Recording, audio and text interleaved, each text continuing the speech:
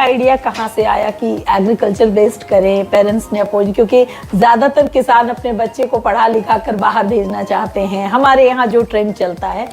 Basically हम लोग इसमें बहुत सारे चैलेंज देखें, मतलब होता है ना, प्रॉब्लम जब है और लोगों का जब नीड है तो उसमें हम लोग आगे बढ़ ही जाते हैं और पेरेंट भी सपोर्ट कर रहे हैं। तो ये जो AU बायोटेक आपका स्टार्टअप है, इसमें आप बेसिकली क्या सर्विस प्रोवाइड कर रहे हैं और क्या प्रोडक्ट्स हैं आपके जो किसानों को मदद कर रहा है? बेसिकली हमारा जो ये AU बायोटेक है, ये problem based app based solution है और एक टेक्नोलॉजी हम लोग ला रहे हैं कि किसान क्या उगा रहे हैं, कहाँ उगा रहे हैं और कितने एरिया में उगा रहे हैं। उसके बाद हम लोग उनको ये गाइडेंस दे रहे हैं कि आप क्वालिटी वाला चीज़ उगाएंगे तो उनका दाम भी ज़्यादा है, मतलब उनका मूल्य भी मार्केट में ज़्यादा है। जो आप किसानों को समझाते हैं, कन्वेंशनल खेती बाड़ी जो वो कर रहे हैं ऑलरेडी, जिसमें धान गेहूं वगैरह उपजाते हैं, मकई वगैरह, तो क्या वो कन्विंस हो जाते हैं आपके नॉन कन्वेंशनल आइडियाज़ को सुनकर? देखिए, चैलेंजिंग आ रहा है फार्मिंग में कि किसान पहले तो नहीं मानते हैं, लेकिन हम लोग जब अपना जो काम किए हैं और उनका जब प्रॉब्लम को हम लोग बात बात में, संवाद में जब मैच करने लगता है, तब किसान बोलता है कि ठीक है। और खासकर हम लोग अभी उस एरिया पे, उस गांव पे टारगेट कर रहे हैं, फोकस कर रहे हैं, पायलट चला रहे हैं कि जहाँ पे किसान पहले से ही सब्जी का खेती कर रहा हो, ताकि उनको हमें कन्विंस करने में और उनको समझाने में, रिजल्ट दिखाने में ज़्यादा समय नहीं लगेगा। देखिए, बिहार में जो चैलेंजिंग आ रहा है, जैसे अभी बात की है पंजाब का, हरियाणा का, या जो भी इंडिया के टॉप अग्रणी राज्य है, वहाँ पे देखा जाए तो ऑलरेडी लोग इन्वेस्टमेंट भी कर रहे हैं और लैंड भी एक प्रॉपर वे में है। गवर्नमेंट का स्कीम प्लानिंग और या क्लियरेंस की बात करें तो वो भी एक सिस्टम में है। बट बिहार में भी अब चीज़ें बदल रहा है। हम लोग उसी में ऑप्शन ला रहे हैं कि जो लैंड लॉर्ड है, तो हम लोग कॉन्ट्रैक्ट फार्मिंग का उनको ऑप्शन दे रहे हैं, हम लोग इंटीग्रेटेड फार्मिंग का ऑप्शन दे रहे हैं, हम लोग जो है उनको इरिगेशन टेक्नोलॉजी से जोड़ रहे हैं, जहाँ पे किसान अभी खासकर बिहार में बात करें तो मार्जिनल फार्मर है। तो ये बताइए कि आपके पास जो प्रोडक्ट्स हैं वो क्या क्या हैं जो किसानों को मदद कर रहे हैं, या प्रोडक्ट बेस्ड है या सर्विस बेस्ड स्टार्टअप है? बेसिकली हम लोग सर्विस बेस्ड है, क्योंकि लेकिन हमारा जो विजन है कि वो सस्टेनेबल चीज़ें हो। मतलब एग्रीकल्चर में जब हम एग्री इनपुट की बात कर रहे हैं, खासकर किसान वहाँ पे फोकस करते हैं कि बिहार एक ऐसा राज्य है जहाँ किसान को हम सिर्फ सलाह देते रहें तो थोड़ा हमें टाइम लग जाएगा बताने समझाने में। तो हम लोग सर्विस बेस्ड सिस्टम बना रहे हैं, जो कि किसानों को, खासकर हमारा जो USP है कि हम किसानों को ऑर्गेनिक फार्मिंग की ओर कन्विंस कर रहे हैं, तो उसमें हम लोग हर्बल, माइक्रोबियल और नैनो टेक्नोलॉजी बेस्ड प्रोडक्ट को किसानों को सजेस्ट करते हैं, जिनका रिजल्ट है, एफिशिएंसी है और उसका जो प्रॉब्लम हो रहा है वो धीरे धीरे सॉर्ट आउट हो रहा है। तो कितने और लोग आप मतलब एक्सपेक्ट करते हैं कि कितना स्टार्टअप होगा बिहार में इस तरह का जो आज का युवा उसमें घुस रहा है? देखिए, अभी खासकर हम लोग बात करें युवाओं का बिहार में या स्टार्टअप करने की, तो सबसे बड़ी चैलेंज आ रहा है, जिस तरह हमारा सोसाइटी है, फैमिली है, या हमारा जो फ्रेंड्स है, वो लोग चाह रहे हैं कि गवर्नमेंट जॉब ही क्यों नहीं लिया। तो उनसे ज़्यादा है कि यदि हम लोग स्टार्टअप में आए, एक प्लानिंग बना के काम करें, तो इसमें सक्सेस रेट भी ज़्यादा है और इंड यूजर का प्रॉब्लम भी बढ़ रहा है डे टू डे। तो इसमें यदि हम लोग आए तो बेटर संभावना भी है और अच्छी रोजगार की संभावना भी है। हमारे जो किसान हैं वो इतने मोबाइल फ्रेंडली हैं कि टेक्नोलॉजीज को अडॉप्ट कर रहे हैं, या आपको हर हाल में वहां पहुंच कर ही उनकी समस्याओं का समाधान करना पड़ रहा है? देखिए, जैसे हम लोग बात करें अभी एग्रीकल्चर टेक्नोलॉजी किसी भी सेक्टर में, तो अभी देखा जाए तो हर युवाओं या बच्चे की बात करें तो लगभग के पास एंड्रॉयड फ़ोन है।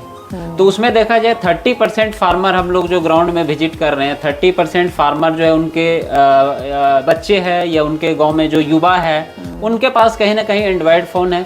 तो वो उसके थ्रू हमारे एप्लीकेशन में जाके भी वो चीज़ें देख सकते हैं कि हम लोग क्या क्या सुविधा दे रहे हैं। अच्छा, ये बताइए कि आपका जो ये स्टार्टअप है, तो इसके लिए आपने फंडिंग कैसे अरेंज करी या कहाँ से आपको फंडिंग मिला? देखिए, अभी तक जो हम लोग स्टार्टअप कर रहे हैं, अभी तो अपना ही इन्वेस्टमेंट है, कुछ क्लोज लोग हैं, क्योंकि उनको भी लग रहा है कि गवर्नमेंट जॉब में या प्राइवेट जॉब में लोग कर रहे हैं कहीं ना कहीं, लेकिन उस तरह रिस्पॉन्स और रिएक्ट नहीं मिल पाता है। अल्टीमेटली यदि हम लोग बात करें गवर्नमेंट जॉब का, वो लोग भी रिटायर करके अल्टीमेटली देख रहे हैं 80% लोग फार्मिंग या फार्मिंग कम्युनिटी में ही फिर कहीं ना कहीं एक्सपेंड कर रहे हैं। तो कुछ वैसा लोगों का हमें सपोर्ट मिला कि आप अच्छा कर रहे हैं, तो वो लोग सपोर्ट कर रहे हैं और अच्छा रिस्पॉन्स मिल रहा है। हमारा बहुत सारा ऐसा लैंड है जहां हम मोरिंगा कर सकते थे, स्टीविया का। तो बाद में मैंने सुना कि सरकार ने उस योजना को बंद कर दिया क्योंकि लोग मोटिवेट नहीं हो पाए। तो ये कहाँ पे ये लैकिंग हो जा रहा है? क्या आप जैसे लोग एक कनेक्टिविटी का माध्यम बन सकते थे? हमने इसमें जो इनपुट लगाया उनका जब वैल्यू नहीं मिलता है तो किसान उन चीज को प्रमोट करना या दूसरा किसान उनको समझना नहीं चाह रहे। कि भागलपुर की बहुत सारी चीजें ऐसी है जो ऑलरेडी जीआई टैग में है और उनको बाहर भेजना है। तो ये किसानों के उगाने से लेकर बाहर सप्लाई करने तक में क्या चुनौतियों का सामना करना पड़ता है किसानों को भी, और आप जैसे चैनल्स को भी क्या सामना करना पड़ता है? किसान को हम लोग ये कर रहे हैं कि आप जो उगा रहे हैं उसको एक सस्टेनेबल चीजें पे उगाएं ताकि आपका इनपुट कॉस्ट भी और क्वालिटी पे फोकस करिए। क्वालिटी कॉस्ट भी आपका कम हो, क्वालिटी भी श्योर रह जाए। उसके बाद तो सप्लाई हम लोग उनको बड़े शहर में कर ही सकते हैं। क्या गांव के जो युवा हैं वो आपसे जुड़ने में इंटरेस्ट दिखाते हैं या उन्हें लगता है कि यार हमें तो नौकरी करनी है? देखिए फील्ड में जब हम लोग जा रहे हैं, क्योंकि अल्टीमेटली देखिए जो युवा है वो जुड़ना तो चाह रहे हैं, लेकिन थोड़ा बिहार में जुड़ने से पहले वो सिक्योरिटी देख रहे हैं। तो कि हमें कितना का पैकेज मिलेगा, हमारा सैलरी क्या होगा। कितने किसान जो हैं वो टेक्नोलॉजी से जुड़े हैं अभी तक आपके माध्यम से? देखा जाए तो हम लोग अभी पूरे बिहार में लगभग 10,000 किसानों तक पहुंचे हैं। इंड यूजर को क्या सुविधा दे पाएं, हम एम्प्लॉयमेंट को कैसे श्योर कर पाएं, उनके काम का कैसे हम लोग मैनेजमेंट देख पाएं, इन सब चीज़ पे फोकस करके बिहार में भी बिजनेस बढ़ा सकते हैं।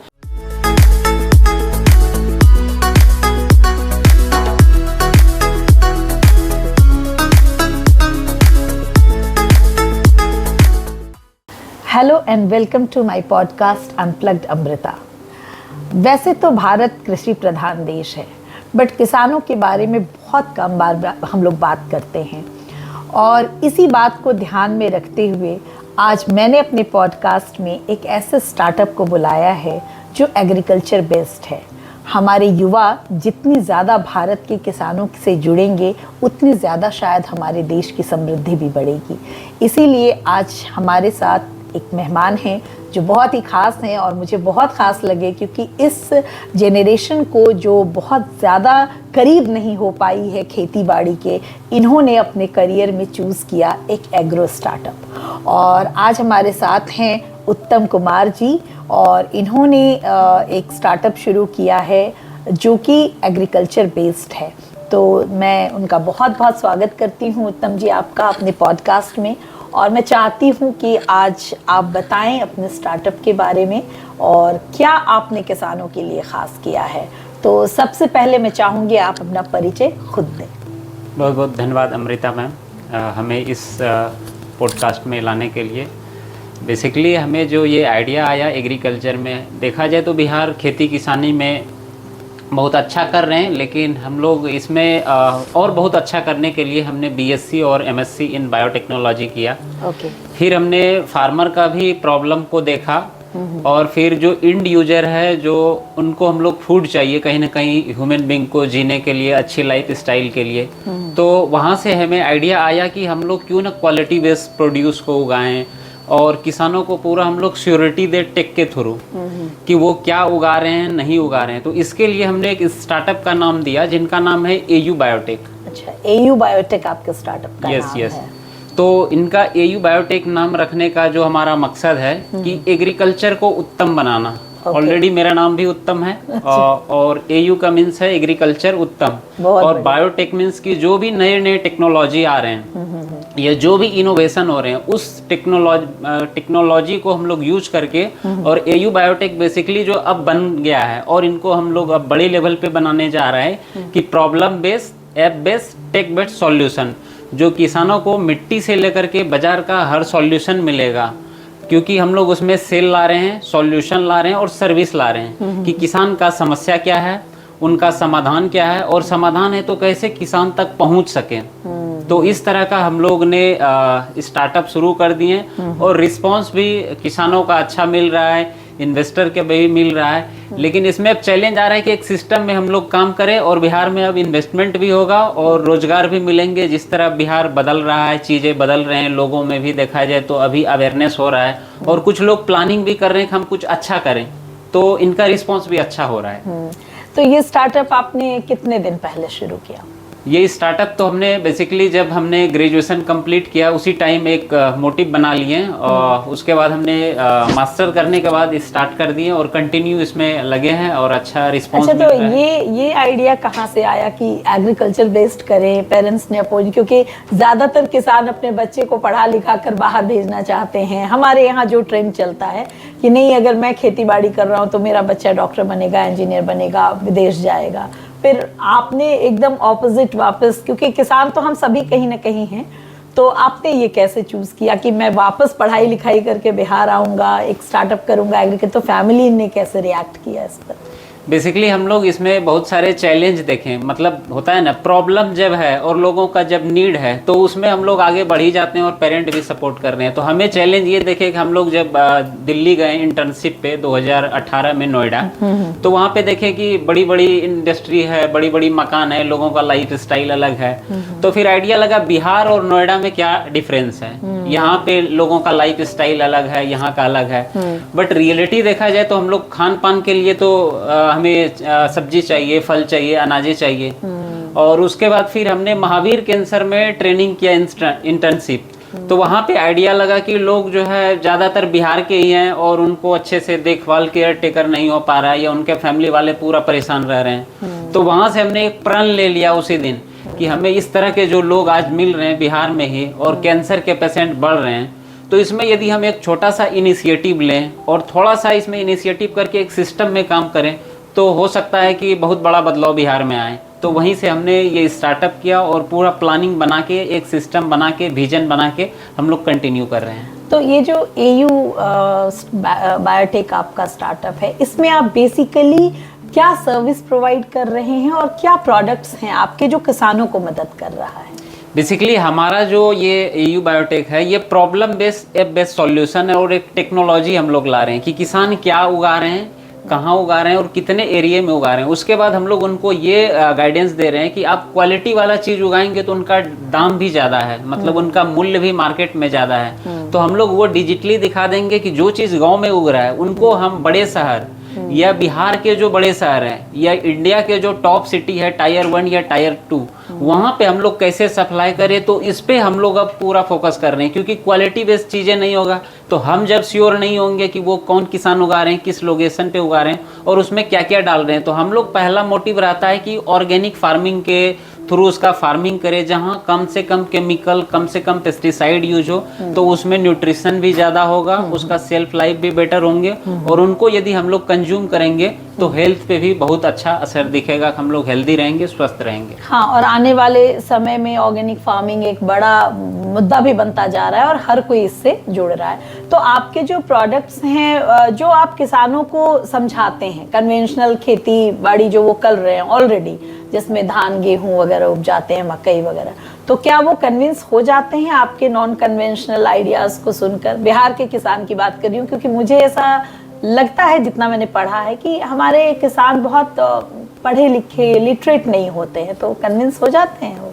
देखिए, चैलेंजिंग आ रहा है फार्मिंग में कि किसान पहले तो नहीं मानते हैं, लेकिन हम लोग जब अपना जो काम किए हैं और उनका जब प्रॉब्लम को हम लोग बात बात में, संवाद में जब मैच करने लगता है, तब किसान बोलता है कि ठीक है। और खासकर हम लोग अभी उस एरिया पे, उस गांव पे टारगेट कर रहे हैं, फोकस कर रहे हैं, पायलट चला रहे हैं कि जहाँ पे किसान पहले से ही सब्जी का खेती कर रहा हो, ताकि उनको हमें कन्विंस करने में और उनको समझाने में, रिजल्ट दिखाने में ज़्यादा समय नहीं लगेगा। क्योंकि सब्जी एक ऐसा फसल है कि उसको 7 से 10 दिन में स्प्रे किसान कर ही रहे हैं। तो हम लोग ये चाह रहे हैं कि उसमें आप कम से कम जो है इको फ्रेंडली तरीके से कैसे यूज करें, जहाँ कम से कम पेस्टिसाइड, फर्टिलाइजर हो और उनका जब ग्रोथ दिखता है, जब उस पौधे में बीमारी कम आता है, जब उसका प्रोडक्शन एक प्रॉपर वे में होता है, तो किसान बोलता है कि नहीं, हम जो पहले से कर रहे थे हमारे पौधे में बीमारी ज़्यादा आ रहा था, लेकिन आप जो बता रहे हैं इस सिस्टम से हम लोग जब खेती कर रहे हैं तो बीमारी भी कम हो रहा है और प्रोडक्शन कंटिन्यू मिल रहा है। तो किसान अब श्योर भी हो रहा है और धीरे धीरे सिक्योर भी हो रहा है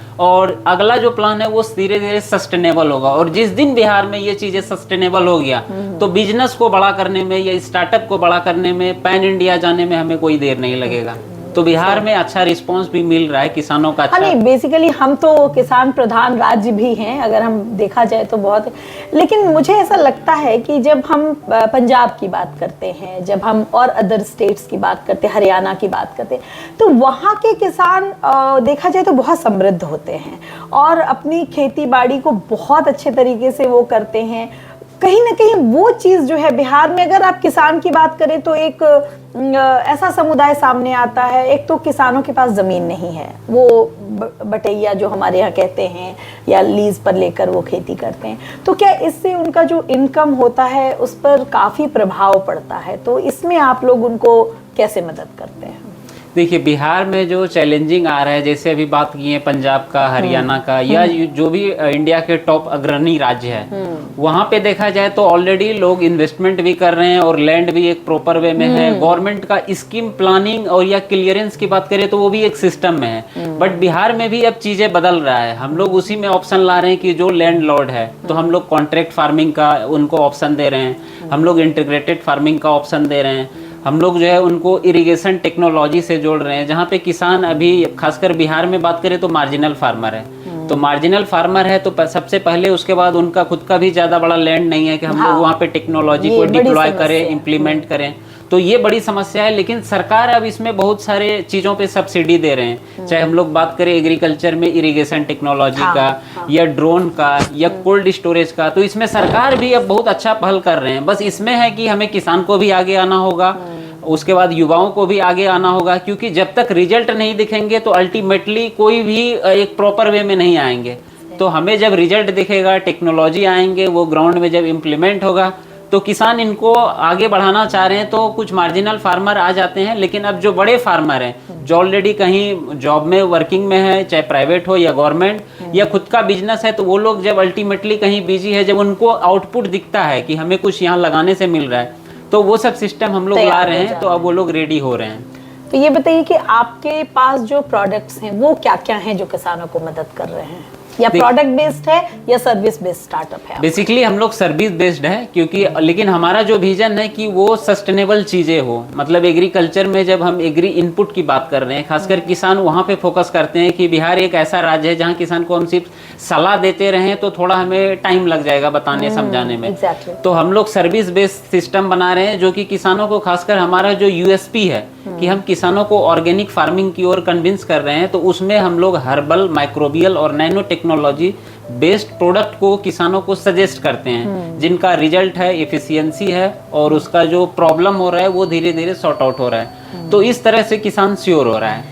बिहार में कितने एग्री स्टार्टअप होंगे? आप जैसे युवा जो एग्रीकल्चर में स्टार्टअप कर रहे हैं, तो कितने और लोग आप मतलब एक्सपेक्ट करते हैं कि कितना स्टार्टअप होगा बिहार में इस तरह का जो आज का युवा उसमें घुस रहा है?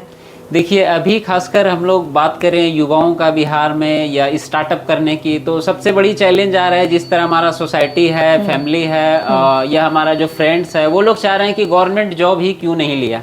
तो यहाँ पे चैलेंजिंग यही आ रहा है। तो उस चीज़ में हम लोग कंटिन्यू उसी पे फोकस करते हैं और करते करते देखा जाए तो सक्सेस रेट बहुत कम ही है। तो हम लोग वहाँ से आइडिया, या जब उतना वहाँ पे हम लोग मेहनत कर रहे हैं तो उनसे ज़्यादा है कि यदि हम लोग स्टार्टअप में आए, एक प्लानिंग बना के काम करें, तो इसमें सक्सेस रेट भी ज़्यादा है और इंड यूजर का प्रॉब्लम भी बढ़ रहा है डे टू डे। तो इसमें यदि हम लोग आए तो बेटर संभावना भी है और अच्छी रोजगार की संभावना भी है बिहार। आपकी टीम कितनी बड़ी है? अभी हमारा टीम देखा जाए तो बेसिकली बहुत बड़ा नहीं है, 4-5 लोगों का टीम है।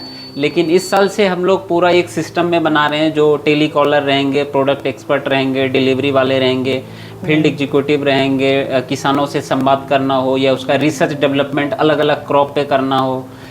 तो इस साल हम लोग फाइनली एक पूरा सेटअप लगा रहे हैं जिसमें किसानों को ऑफलाइन ऑनलाइन एक क्लिक के माध्यम से या एक फ़ोन से उनको पूरी जानकारी मिल जाएगा। तो ऐसा हम लोग एक सुविधा लाने जा रहे हैं, क्योंकि स्टार्टअप को करने के लिए भी सबसे पहले प्रॉब्लम समझना पड़ता है कि प्रॉब्लम क्या है। आपने क्लिक की बात करी तो मैं ये जानना चाहती हूँ कि क्या हमारे जो किसान हैं वो इतने मोबाइल फ्रेंडली हैं कि टेक्नोलॉजीज को अडॉप्ट कर रहे हैं, या आपको हर हाल में वहाँ पहुँच कर ही उनकी समस्याओं का समाधान करना पड़ रहा है? देखिए, जैसे हम लोग बात करें अभी एग्रीकल्चर टेक्नोलॉजी किसी भी सेक्टर में, तो अभी देखा जाए तो हर युवाओं या बच्चे की बात करें तो लगभग के पास एंड्रॉयड फ़ोन है। तो उसमें देखा जाए 30% फार्मर हम लोग जो ग्राउंड में विजिट कर रहे हैं, 30% फार्मर जो है उनके बच्चे हैं या उनके गांव में जो युवा है उनके पास कहीं ना कहीं एंड्रॉयड फ़ोन है।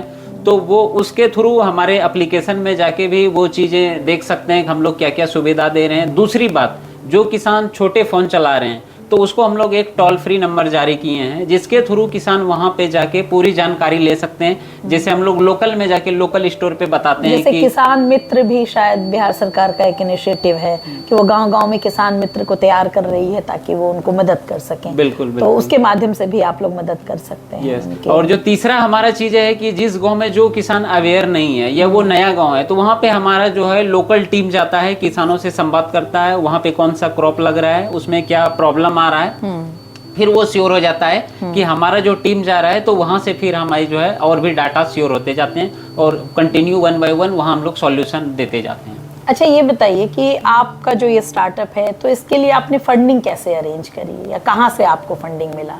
क्या सरकार ने सपोर्ट किया आपके एग्री स्टार्टअप को या उन्होंने फंड दिया या आपको खुद से ही सारा अरेंज करना पड़ा?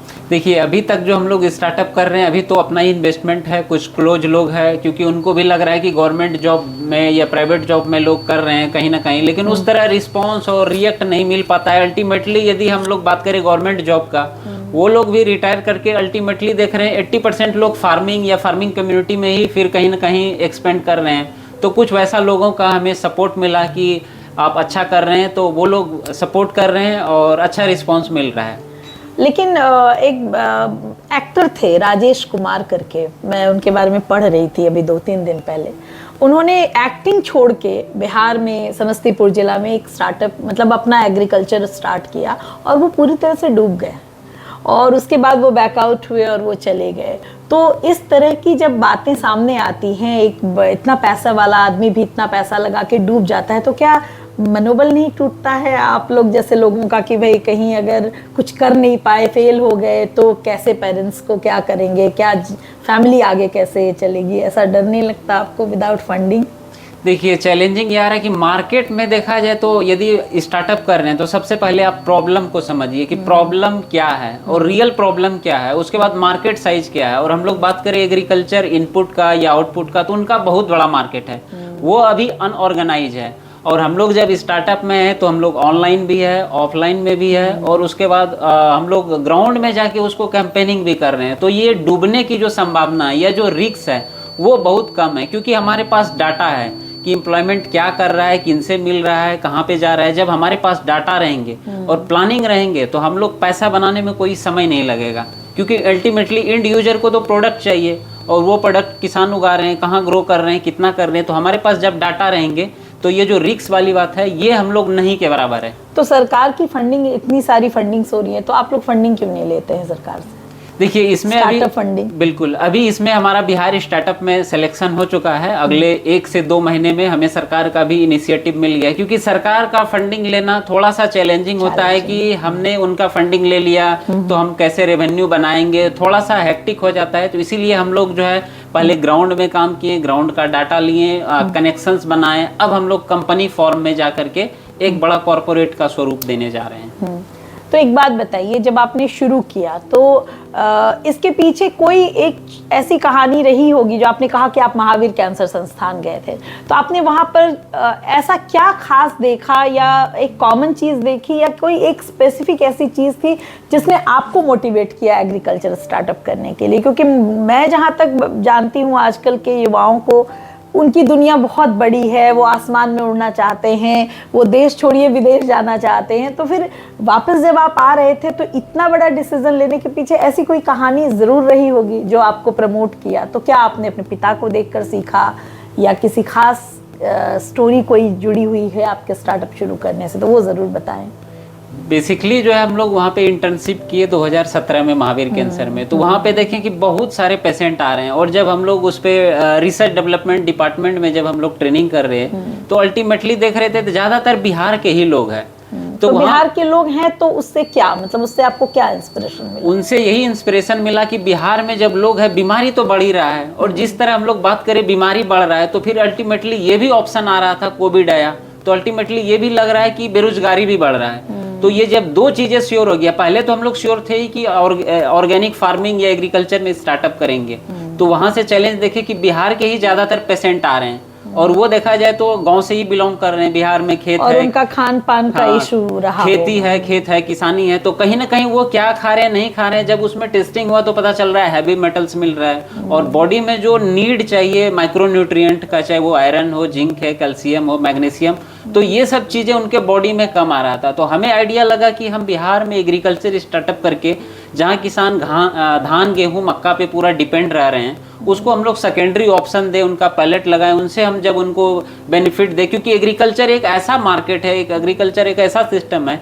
जिनको नॉलेज और एक्सपर्टीज रहे तो वो 90 दिन में पैसा को देखा जाए तो हम लोग डबल कर सकते हैं। अच्छा, ऐसी कैसी कौन सी खेती है? हाँ, ऐसी खेती में देखा जाए, हम लोग बात करें सब्जी का, लेकिन किसान बिहार में जिस तरह है वो यदि सब्जी भी लगा रहे हैं तो एक ही सब्जी को लगा रहे हैं, लेकिन हम लोग बात करें एग्रीकल्चर में सीजन होता है हर चीज का, जब सीजन होता है तो उसमें एक क्रॉप नहीं, 2, 3, 4, 5 क्रॉप होता है, तो आजकल मल्टी क्रॉपिंग का ये भी आ गया है। तो किसान यदि क्रॉपिंग लगा रहे हैं, जैसे अभी हम बात करें सीजन आ रहा है, कद्दू का है, करेली का है, नेनुआ का है, भिंडी का है, खीरा का है, ये मानसून चल रहा है, लेकिन किसान क्या कर रहे हैं, यदि वो खीरा लगा रहे हैं तो एक ही खीरा लगा रहे हैं कि 10 कट्ठे में लगा दिए, भिंडी लगा रहे हैं तो वो यदि मल्टी क्रॉपिंग जो सिस्टम आ रहा है कि उनका 10 कट्ठे का खेत है तो 2 कट्ठे में भिंडी लगाएं, 3 कट्ठे में जो है खीरा लगाएं, इसके लिए उनको कन्विंस करना थोड़ा मुश्किल होता है, क्योंकि अल्टीमेटली ये आ रहा है ना, जब एक किसान उस गांव में लगा देते हैं और वो जब मार्केट जाते हैं अपना प्रोड्यूस को लेके हार्वेस्टिंग करके,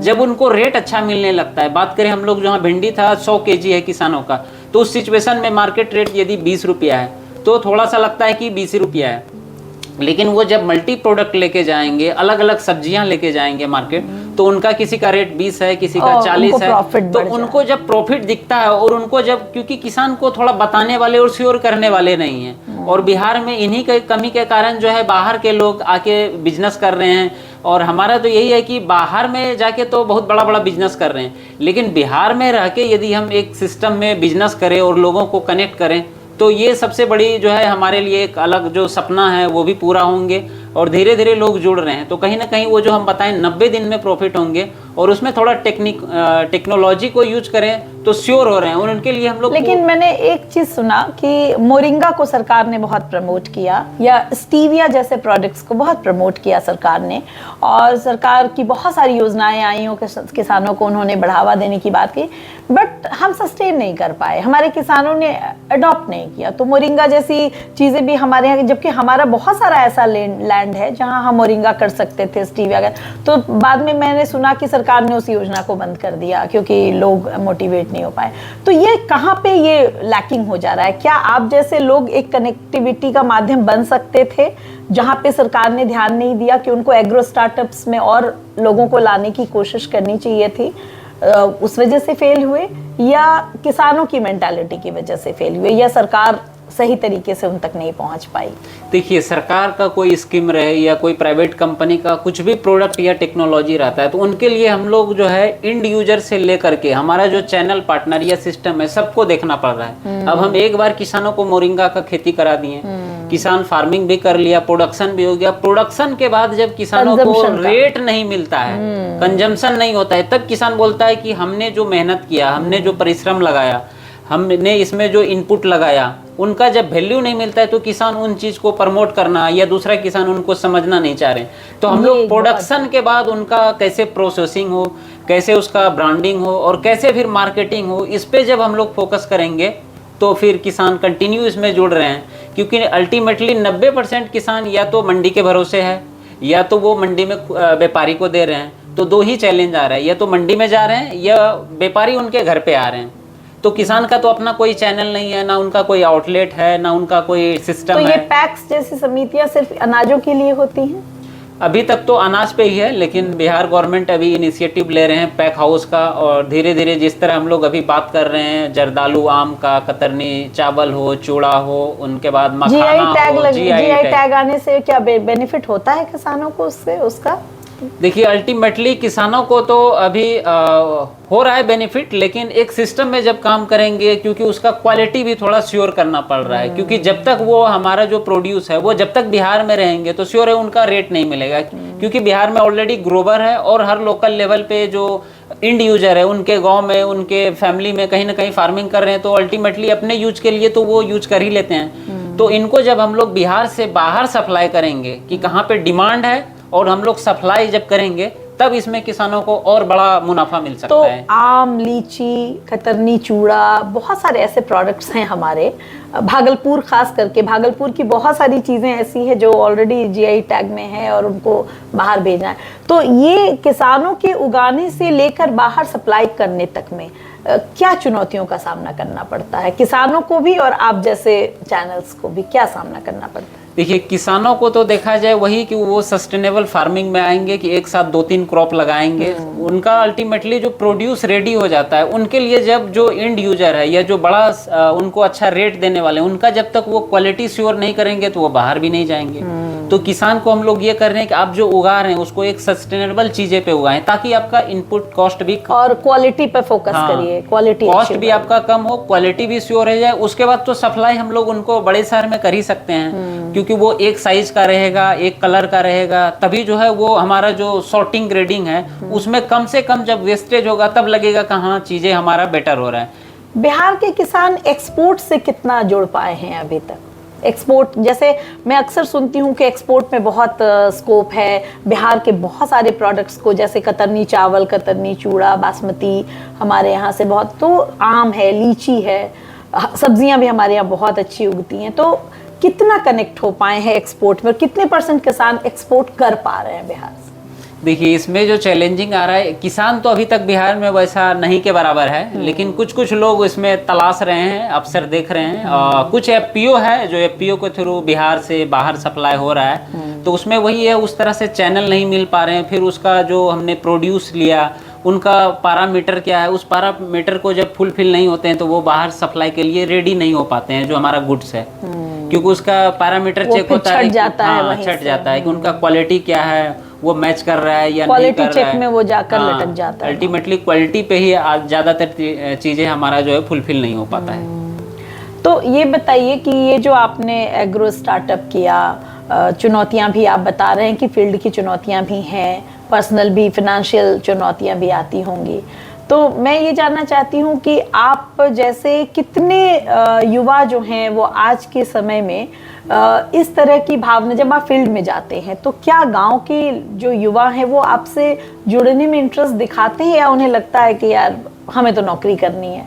ऐसा लगता है आपको फील्ड में जाकर? देखिए फील्ड में जब हम लोग जा रहे हैं, क्योंकि अल्टीमेटली देखिए जो युवा है वो जुड़ना तो चाह रहे हैं, लेकिन थोड़ा बिहार में जुड़ने से पहले वो श्योरिटी देख रहे हैं, तो कि हमें कितना का पैकेज मिलेगा, हमारा सैलरी क्या होगा, तो इसके लिए तो वो श्योर कर देते हैं, लेकिन वो उनके बदले वो क्या देंगे हमें, इनपुट तो हो गया कि हमें सैलरी चाहिए, लेकिन आउटपुट में वो क्या देंगे ये श्योर नहीं कर रहे हैं। और जिस दिन बिहार में युवा बिहार में रह के ये श्योर कर दें कि हम 25,000 का सैलरी चाहिए, हम ये चीज़ में एक्सपर्ट है, स्किल है, हम एक्सपर्टीज है, तो उस दिन बिहार में बदलाव शुरू हो जाएगा। बहुत इम्पोर्टेंट बात आपने कही, जो मैंने भी महसूस किया है कि जो अभी की जो युवा पीढ़ी है वो लेने में तो बहुत अच्छे से बताती है, बट अपना आउटपुट देने में बहुत पीछे हो जाती है। तो क्या ये इस पीढ़ी की प्रॉब्लम है कि वो इतना ज़्यादा अपने सैलरी पे फोकस्ड हो गई है कि क्वालिटी वर्क नहीं दे पा रही है, और यही वजह है कि हम स्किल्ड लोगों की कमी से जूझ भी रहे हैं?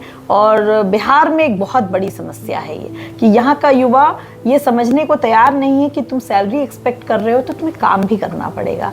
तो इस तरह की परेशानियां एग्रो स्टार्टअप में भी आपको दिखने लगती हैं, है ना? बिल्कुल, हाँ। तो इनके लिए हम लोग एक सिस्टम बनाए कि जो भी यूथ आ रहे हैं उनको हम लोग श्योर कर रहे हैं कि आपको यदि पता नहीं कि हम आउटपुट क्या देंगे, तो उनके लिए हम पूरा गाइडेंस, मेंटरशिप करेंगे। आप जिसमें एक्सपर्ट होना चाह रहे हैं, कि चाहे वो आप किसानों को फील्ड में जाके किसानों से बात करें, डाटा कलेक्शन करें, उसमें भी आपको आइडिया नहीं है तो आप कंप्यूटर वर्क करें, उसमें भी आइडिया नहीं है तो आप किसान से बात कर सकते हैं अपने देसी तरीके से, किसान को फील्ड कोऑर्डिनेटर का काम कर सकते हैं, फील्ड कोऑर्डिनेटर, टेलीकॉलर। तो ऐसे करके हम उनको श्योर कर रहे हैं, और धीरे धीरे उनको देखा जाए उस मार्केट बहुत बड़ा है, कोई डिलीवरी का काम करेंगे।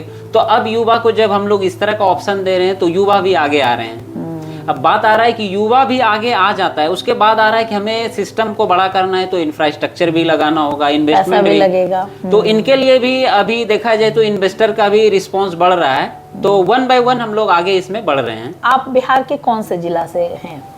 हम बिहार के भागलपुर जिले से हैं। भागलपुर जिला जो है वो अपने आप में, हमारे यहाँ एग्रीकल्चर पूसा में हमारा वहाँ है, तो भागलपुर तो अपने आप में ही किसानों के लिए एक बहुत बड़ा बिहार एग्रीकल्चर यूनिवर्सिटी है जो पूरे देश लेवल पे देखा जाए तो एक रिसर्च इंस्टीट्यूट है। तो भागलपुर का होने की वजह से आपको इस एग्रो स्टार्टअप में क्या बेनिफिट हुआ, मतलब क्या फायदे हुए आपको? क्या वो यूनिवर्सिटी आप जैसे लोगों के लिए भी मददगार साबित हुई? हाँ, जिस तरह से अभी देखा जाए यूनिवर्सिटी का भी स्टार्टअप सेल है, वहाँ से भी हम लोग को मेंटरशिप गाइडेंस मिल रहा है और कुछ अभी वो स्टार्टअप सेल में फंड भी दे रहे हैं, तो हम लोग को यही आइडिया मिल रहा है वहाँ से कि कैसे वो लोग रिसर्च डेवलपमेंट कर रहे हैं, एक सीजन में कैसे अलग अलग क्रॉप का हम लोग जो है फील्ड में डिमोन्स्ट्रेशन कर पाएँ। तो वहाँ से भी हमें सीख मिला कि रिसर्च इंस्टीट्यूट है इतना बड़ा तो कैसे कर रहे हैं। तो उनको जब विजिट करते हैं, जब हम लोग उनको देखते हैं, तब फील होता है कि रियल में ये काम बहुत बड़ा है और स्कोप भी बहुत बड़ा है। तो वहाँ से भी हम लोग को कंटिन्यू जो है एक हमारी जो सोच है वो दिखता है कि हाँ आगे क्या हो सकता है। एक सवाल मेरा आपसे रहेगा कि आजकल मैं देख रही हूँ कि शहरों में ऑर्गेनिक फार्मिंग एक बड़ा तूल पकड़ रहा है और हर कोई अपने टेरेस पे कुछ सब्जियां उगाना चाहता है, कुछ घर में ये करना चाहता है। तो आप जैसा स्टार्टअप जब आता है, आप लोग युवा हैं, तो आप लोग शहरों में, रूरल में तो आप काम कर रहे हैं किसानों के लिए भी, तो आप क्या शहरों में भी लोगों को मोटिवेट करने का उस तरीके से काम करेंगे इन फ्यूचर? आपका क्या ऐसा प्लानिंग है जिसमें कि आप शहर और गाँव दोनों को एग्रीकल्चर से कनेक्ट कर सकें? तो क्या प्लानिंग है आपकी? देखिए, अभी जो हमारा प्लानिंग है कि हम लोग गांव पे ही फोकस करेंगे, क्योंकि स्टार्टअप जो कर रहे हैं उनका पहले विजन पता नहीं है। हम एक ही बार बोल दें कि हम गांव में भी किसानों के लिए काम कर रहे हैं और शहर में भी, तो संभव नहीं है। लेकिन हमारा जो विजन है और जो प्लानिंग है कि गांव में किसानों को उगाने तक का जितना भी प्रोसेस है, चाहे टेक्नोलॉजी हो, एग्री इनपुट हो, उनको सलाह देना हो, अलग अलग क्रॉप का एक क्रॉप कैलेंडर के अनुसार उनको बताना हो, तो उनका जब प्रोड्यूस रेडी हो जाएगा तो वो अल्टीमेटली आ रहा है शहर ही, क्योंकि वो अनऑर्गेनाइज होकर के आ रहा है, कुछ ट्रेडर के थ्रू आ रहा है, डायरेक्ट किसान नहीं आ रहा है। तो उसमें हमारा कंपनी का ये रोल रहेगा कि हम लोग उनके जो प्रोड्यूस हो गया, जो ऑलरेडी चैनल पार्टनर है, चाहे वो बड़ी बड़ी कंपनी का आउटलेट हो या डायरेक्ट यदि मार्केट में हर जगह ग्रोसरी सेंटर है, तो वहाँ पे हम लोग अगला प्लानिंग कर रहे हैं कि उनका जो प्रोड्यूस रेडी हो गया उनको डायरेक्ट हम लोग सप्लाई कर दें, ताकि किसान को भी कुछ, मतलब आप सप्लाई चेन मैनेजमेंट में भी उनको मदद करेंगे। बिल्कुल। आपका स्टार्टअप जो है वो उनको न सिर्फ प्रोडक्ट्स उगाने बल्कि उसको बाजार उपलब्ध कराने तक में मदद करने की बात करता है। बिल्कुल। मैं एक बात और कह रही हूँ कि हमारे यहाँ मौसम खेती के लिए एक बहुत बड़ा फैक्टर होता है। मिट्टी, मौसम, ये सब चीज़ें बहुत ज़्यादा फैक्टर होती हैं।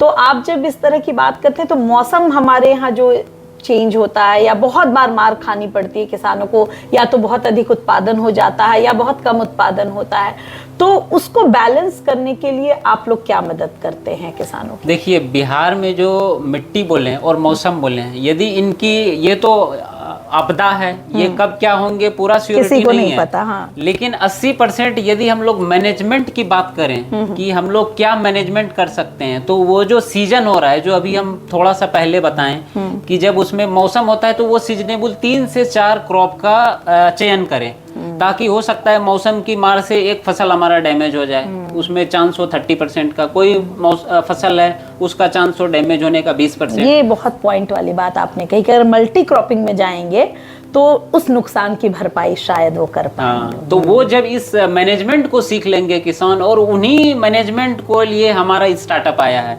हमारा टीम आया है, तो इसमें यदि वो लोग फोकस करें तो उनका फार्मिंग जब सस्टेनेबल हो जाएगा तो किसान भी यहाँ जो है बड़े लेवल पे उनको प्रमोट करना स्टार्ट कर देंगे। तो आप अगर अभी तक की पूरी बात से मैं एक चीज़ समझ पाई हूँ कि हर हाल में किसानों को ट्रेन करना पड़ेगा, किसानों को इन्फॉर्मेशन देना पड़ेगा। तो जानकारी देने के लिए जब आप किसानों के बीच में जाएंगे तभी आप उनके लिए कुछ बदल सकते हैं।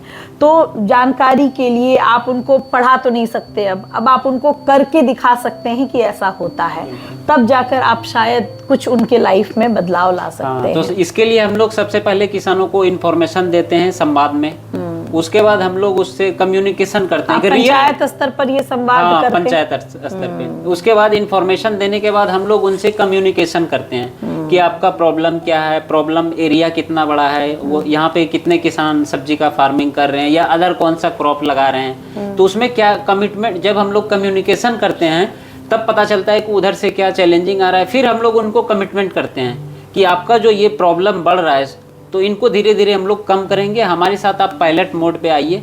और उनके लिए अब हम लोग ये श्योर कर रहे हैं कि हम उनको एक टेक्नोलॉजी वे में ला रहे हैं, क्योंकि विदाउट टेक्नोलॉजी हम स्टार्टअप को बड़ा नहीं कर सकते। अभी मैं उसी पर आ रही थी कि इतनी सारी एआई एंड बहुत सारे ड्रोन एंड बहुत सारी टेक्नोलॉजीज अब आ गई हैं खेती में, तो बिहार के किसान क्या उस टेक्नोलॉजी को अपनाने को तैयार हैं और क्या आपसे कन्विंस्ड हैं कि हम उस टेक्नोलॉजी के साथ काम करेंगे? अच्छा, हाई क्वालिटी सीड्स पे एक बड़ी परेशानी है, तो उनको वो सब कैसे उपलब्ध करवाते हैं आप?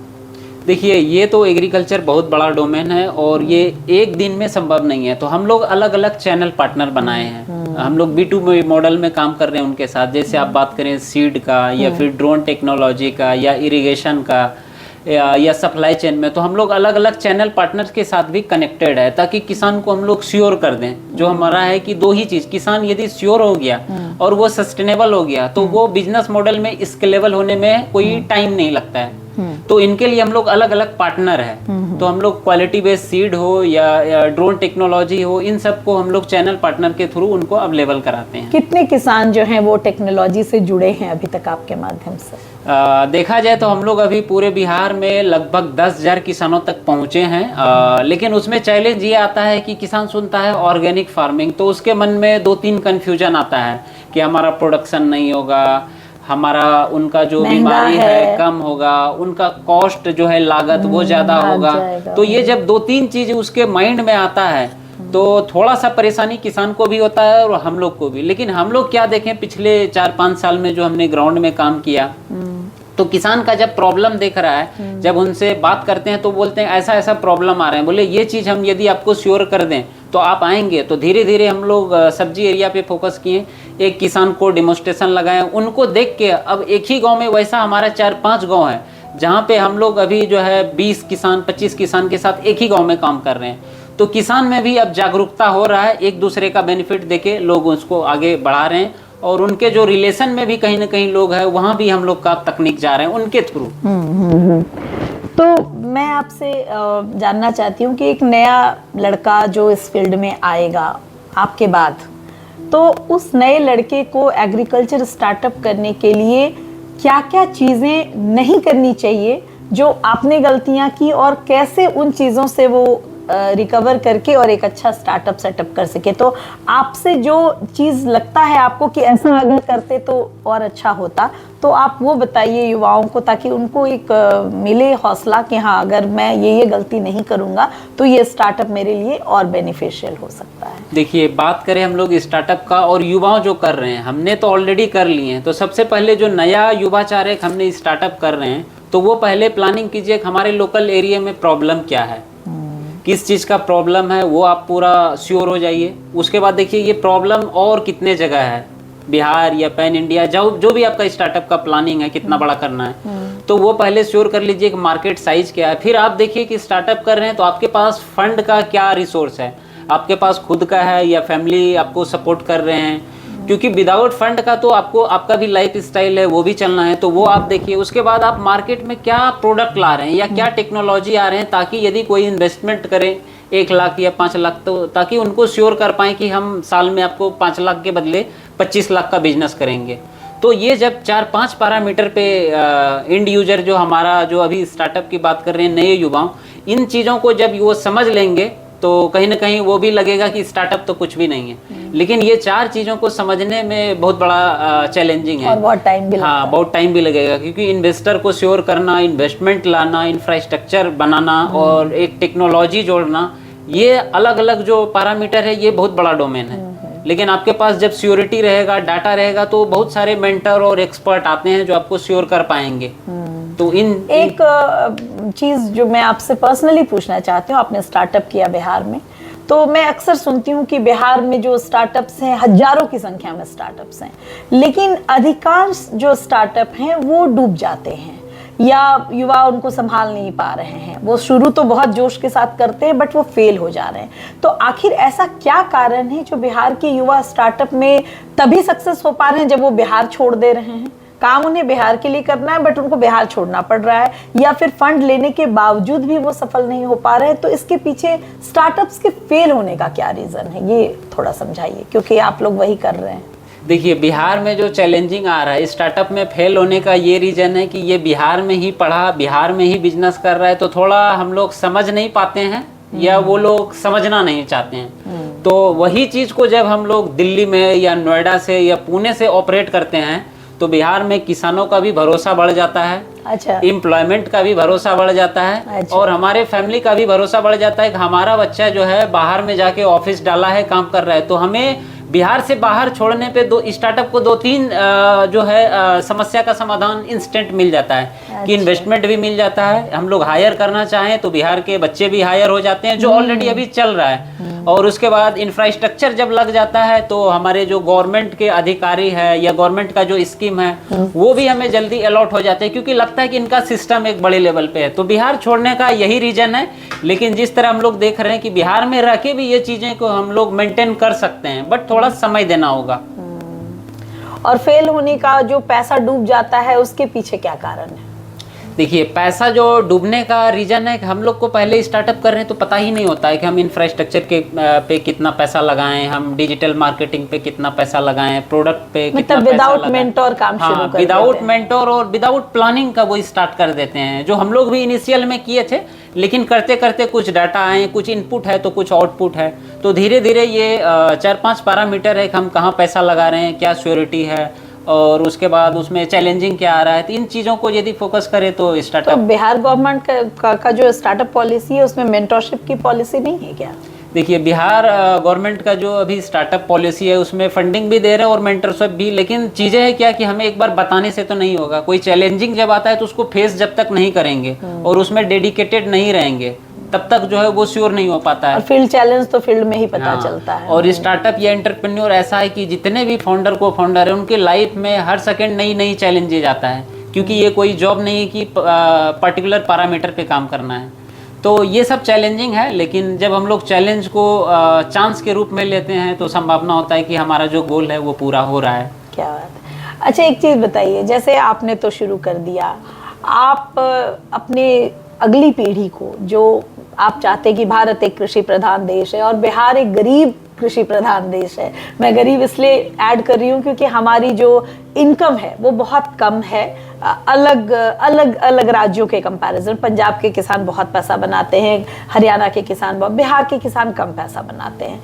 तो आप अगली पीढ़ी को क्या मैसेज देना चाहते हैं एग्रो स्टार्टअप के लिए कि वो किस तरीके से इस फील्ड में आए, और क्या वाकई जिस कृषि की वजह से हम जिंदा हैं, जो कृषि हमारी पहचान है, उसको कैसे और अच्छे तरीके से विद टेक्नोलॉजी सरवाइव कराया जाए? तो एक ज़रूर मैसेज आप छोड़िए और बताइए कि क्या आपका मैसेज है अगली पीढ़ी के लिए, कि कितने और लोग जो हैं उनको इस तरह से जुड़ना चाहिए और बिहार को समृद्ध बनाने में अपना योगदान देना चाहिए। देखिए, बिहार के जो युवा है ये एक फोकस बना ले और जिंदगी जीने का मकसद बना ले कि हमें करना क्या है। तो ये यदि आपका श्योरिटी है करना क्या है तो उसमें फिर संभावना बहुत है। बिहार में रह के भी आप रोजगार कर सकते हैं, बिहार में रह के भी बिजनेस कर सकते हैं, बिहार में रह के भी अच्छा टेक्नोलॉजी को आप प्रमोट कर सकते हैं।